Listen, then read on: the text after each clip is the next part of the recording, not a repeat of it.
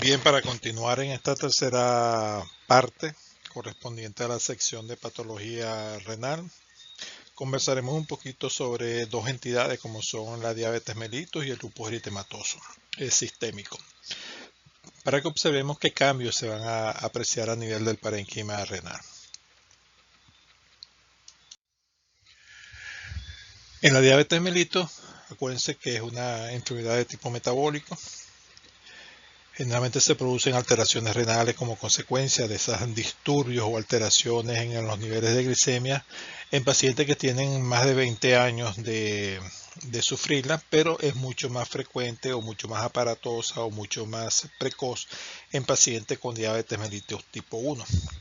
Clínicamente se caracterizan por producir la mayor parte de ellas un síndrome nefrótico con insuficiencia renal crónica e isquemia a nivel del parénquima renal como consecuencia de la arteriosclerosis que se va a presentar en diferentes partes del organismo y el riñón no escapa a ello. Entonces vamos a observar una arteriosclerosis a nivel renal, podemos apreciar también procesos infecciosos a nivel del parénquima renal como es una pielonefritis o destrucción de las papilas renales como sería una papilitis necrotizante. ¿Por qué se produce eso? Por un efecto metabólico que ocasiona la hiperglicemia y un efecto hemodinámico que y eso es consecuencia nos va a llevar a una hipertrofia glomerular. En la microscopía óptica vamos a apreciar una glomerulosclerosis capilar de los capilares del penacho capilar glomerular y de las células mesangiales de tipo nodular. Podemos apreciar también procesos inflamatorios a nivel del intersticio renal, es una pielonefritis, como le dije anteriormente, o una necrosis de las papilas renales. En la inmunofluorescencia no vamos a apreciar depósitos inmunes porque no se produce ese complejo antino-anticuerpo que puede afectar el parénquima renal. Y en la microscopía electrónica un aumento de la matriz mesangial que invade la luz de los capilares y esclerosis de las membranas basales.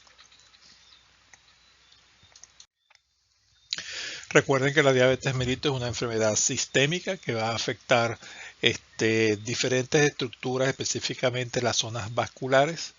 Podemos encontrar cataratas, cardiopatía isquémica, infecciones cutáneas, necrosis a nivel de la piel, necrosis distales por trastornos en la circulación a nivel de miembros inferiores, alteraciones tróficas por deterioro de los filetes nerviosos distales, una neuropatía periférica y arteriosclerosis interna e intensa, y una enfermedad cerebrovascular como consecuencia de la diabetes.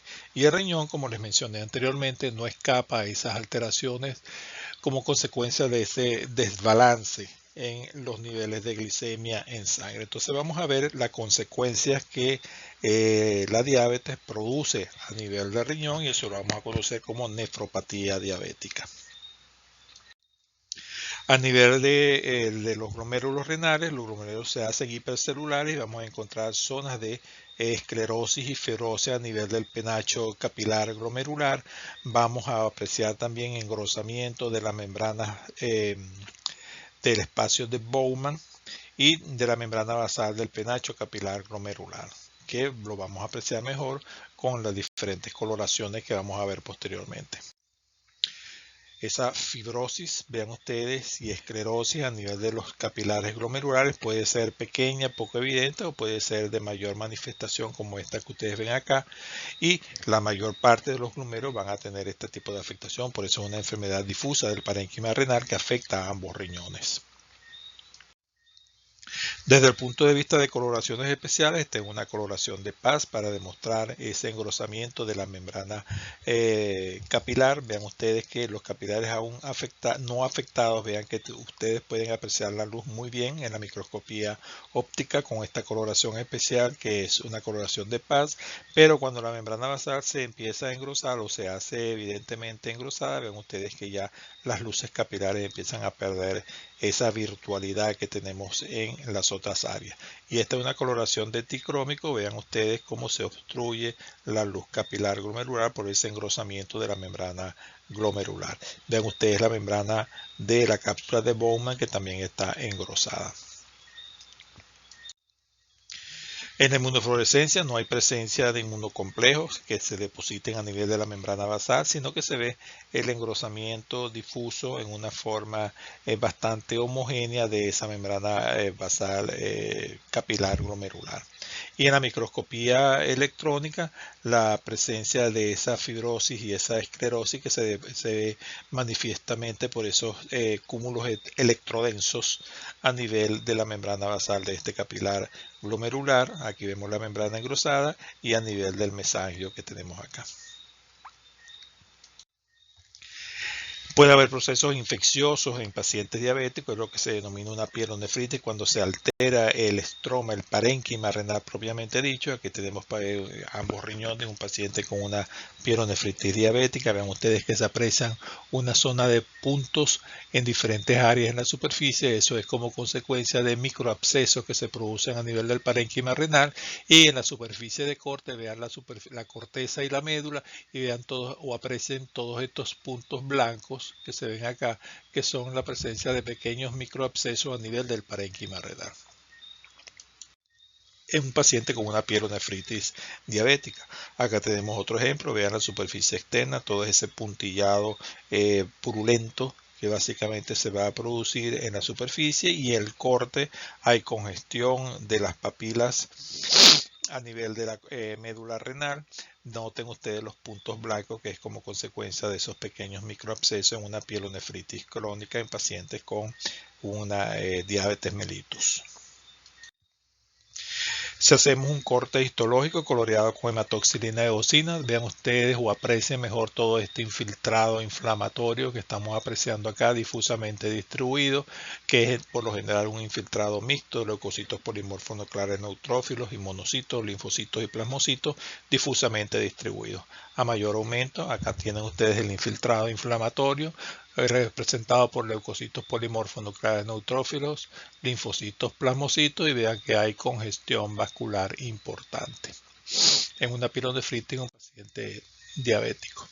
En una pielonefritis crónica ya se ha modificado todo lo que es la superficie renal. Noten que ya no es lisa, uniforme, homogénea, ya hay como especie de nodulaciones en la superficie externa, y al corte no hay una buena distinción entre lo que es la corteza y la médula. Se empieza a perder esa característica como consecuencia de los cuadros infecciosos a repetición y la fibrosis que se va a producir a nivel del parénquima renal. Acá representando los glomérulos en una pielonefritis crónica, noten que las estructuras glomerulares, los penachos glomerulares, los podemos observar aún preservados. Esto es lo que queda, o es el espacio de Bowman. Esto es a menor aumento. La lesión básicamente va a estar a nivel del intersticio renal, con ese severo infiltrado inflamatorio. Todos esos puntitos que ustedes aprecian allá es el infiltrado inflamatorio. Y cuando ya tiene larga evolución, aquí tenemos a mayor aumento, vean que los penachos glomerulares que teníamos acá bien definidos, ya aquí empiezan a obsolecerse, empiezan a producirse fibrosis, apenas quedan unas estructuras de los penachos glomerulares. Todavía este está preservado, pero vean, noten o no, aprecien el engrosamiento de la cápsula de Bowman, y en el intersticio el severo infiltrado inflamatorio en una pielonefritis crónica. En oportunidades, además de los glomérulos, el intersticio, los túbulos también sufren en esos procesos infecciosos crónicos en pacientes diabéticos. Y estos son túbulos tanto contorneados proximales como contorneados distales. Y lo llamativo aquí es la presencia de este material rosado eosinófilo en la luz de los túbulos, que dan una imagen o semejan al tiroides normal. Entonces uno habla de imagen de tiroidización renal, es decir, el riñón, el estroma renal se parece al tiroides, y esa es la imagen que se dé en un proceso de pielonefritis crónica. Adicionalmente se pueden agregar, además de las células inflamatorias que ya hemos visto, histiocitos abundantes tratando de limpiar. Acuérdense que ellos forman parte del sistema macrofágico y están tratando de limpiar todo el daño tisular que se ha producido. Se puede producir también necrosis de las papilas Aquí lo tenemos evidente, hay una zona de fibrosis en las papilas renales, eso es también como consecuencia de esos procesos infecciosos, y aquí tenemos una corte grueso de inmunofluorescencia para que notemos la zona de fibrosis a nivel de la papila renal. La necrosis también la vamos a observar en el intersticio, vean esta zona de fibrosis a nivel de los túbulos, y aquí tenemos una necrosis de la papila renal, que es característico en esos procesos de pielonefritis crónica. Los riñones también pueden afectarse por procesos infecciosos de otra naturaleza, específicamente por bacilos ácido alcohol resistentes, como es la tuberculosis. La tuberculosis no solamente afecta el parénquima pulmonar, también puede afectar el parénquima renal. Y aquí tenemos un riñón con una tuberculosis. Vean ustedes los nódulos que se están produciendo a nivel del parénquima renal. Esto es lo anormal, esto es lo normal, y eso fácilmente se puede confundir con una neoplasia renal. En la urografía de eliminación, noten ustedes acá la gran masa que se está produciendo. Aquí está afectando los dos riñones y aquí este riñón está prácticamente excluido del medio de contraste. No hay eliminación porque está afectado en este caso por una tuberculosis renal. La tuberculosis puede manifestarse también como una zona sólida, como vimos en la imagen anterior, o como múltiples focos. En este caso, vean que son como pequeños microabscesos que alteran todo lo que es la superficie renal. Si tenemos la sospecha de que estamos en presencia de una tuberculosis, una infección por bacilo ácido alcohol resistente, además de la coloración de rutina de hematoxilina y eosina que usamos en nuestro laboratorio, debemos aplicar una coloración para determinar la presencia de bacilo ácido alcohol resistente, como es una coloración de ZN o Zell-Nielsen. Vean que hay diferentes formas de manifestarse. Ya vimos como una lesión nodular o como múltiples focos de microabscesos. Aquí como múltiples nódulos, como esto ustedes están observando acá, que fácilmente pueden confundirse con una neoplasia renal. Este es un ejemplo. Aquí tenemos otro compromiso de diferentes áreas, no tan evidente como este, pero vean que altera todo lo que es la superficie de corte del riñón. El lupus eritematoso también es otra afección, otra enfermedad que es muy frecuente en nuestro medio y que altera frecuentemente lo que es el funcionamiento renal. Y eso lo vamos a conocer desde el punto de vista renal como una nefropatía lúpica o enfermedad por cambios mínimos, también se le llama. El concepto o cómo se produce es una nefropatía de naturaleza autoinmune por la presencia de antígenos anticuerpos antinucleares, y que se produce una reacción antígeno-anticuerpos en diferentes partes del organismo, y el riñón secundariamente va a estar afectado. Clínicamente, o las manifestaciones clínicas, que puede ser un cuadro sistémico y asociado con cuadros renales. En el lupus eritematoso sistémico afecta por lo general a mujeres jóvenes, ocasionando un síndrome nefrótico y hematuria, y por lo general cede con tratamiento, no se cura y es frecuente la recidiva. ¿Por qué se producen esas alteraciones? Por un fallo en el mecanismo de la tolerancia inmunológica y una formación de anticuerpos contra los tejidos propios del organismo, y esas reacciones antígenos-anticuerpos o esos inmunocomplejos secundariamente van a producir daño de los glomérulos. Según la Organización Mundial de la Salud, en el año 82 se hizo una clasificación y se clasificó esa nefropatía lúpica del 1 hasta el 6. En el número 1 había cambios mínimos no detectables. En el número 2, glomerulonefritis de tipo mesangial, había una alteración a nivel de la estructura del mesangio de sostén. Número 3, una glomerulonefritis proliferativa focal, es decir, que algunos glomérulos estaban alterados.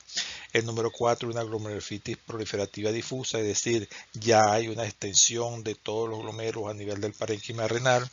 El número 5, o el tipo 5, una glomerulonefritis membranosa. Las membranas basales, tanto de los glomérulos como de la membrana basal del espacio de Bowman, van a estar alteradas.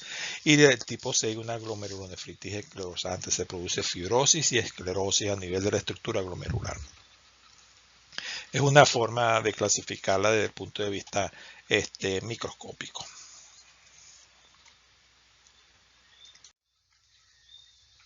Acuérdense que el lupus eritematoso es una enfermedad sistémica que afecta a diferentes órganos, diferentes estructuras. Puede haber daño vascular cerebral, un exantema cutáneo, que es una de las cosas más características que ven los dermatólogos. Puede producir cuadros de anemia, trombocitopenia, linfopenia, dolores musculares, mialgias, artralgias, exantema cutáneo, alteraciones óseas con osteoporosis y necrosis y ulceraciones urales. Y a nivel renal, lo que nosotros conocemos como una nefropatía o nefritis lúpica. El riñón va a estar aumentado de tamaño, pero se torna pálido. Eso es lo que lo llama la atención, como si fuese o produciendo un síndrome nefrótico, se torna muy pálido, con una superficie finamente granular, y desde el punto de vista microscópico, uno de los datos más llamativos en la enfermedad avanzada es la esclerosis de la estructura glomerular. A nivel glomérulo, en etapas iniciales, vamos a encontrar daño de la membrana basal de los capenachos glomerulares y del espacio de Bowman. Esto es un corte coloreado con hematoxilina y eosina donde se producen cambios mínimos. Este es un corte coloreado con hematoxilina y eosina, pero se hace adicionalmente una coloración especial, que es una coloración de retículo que determina o delimita muy bien lo que son las membranas basales, que están en este caso levemente alteradas. Fíjense, la membrana basal tanto de los penachos como del espacio o de la cápsula de Bowman empiezan a engrosarse. Esos son los cambios iniciales básicamente. Acá tenemos una coloración de ticrómico y una coloración de retículo. En el ticrómico ya es mucho más gruesa lo que es la membrana basal glomerular. Fíjense que a veces se produce doble contorno, y en el ticrómico noten que es mucho más evidente esos cambios a nivel de la membrana basal glomerular, y acá tenemos en la membrana de la cápsula de Bowman mucho más gruesa. Esta es una coloración de ticrómico que también nos ayuda para ver un doble componente. Fíjense que hay una tonalidad azul y una tonalidad rojiza. Eso lo hace la coloración de ticrómico. Nos determina tejido fibroconectivo y nos determina la presencia de fibras musculares. Esto es una coloración que ayuda bastante. Entonces, en el lupus, en la nefropatía lúpica, hay el engrosamiento de esa membrana basal en la cápsula de Bowman, y vean ustedes también a nivel de la membrana basal de los capilares glomerulares. Aquí es mucho más evidente y mucho más llamativa. Acá una coloración de paz.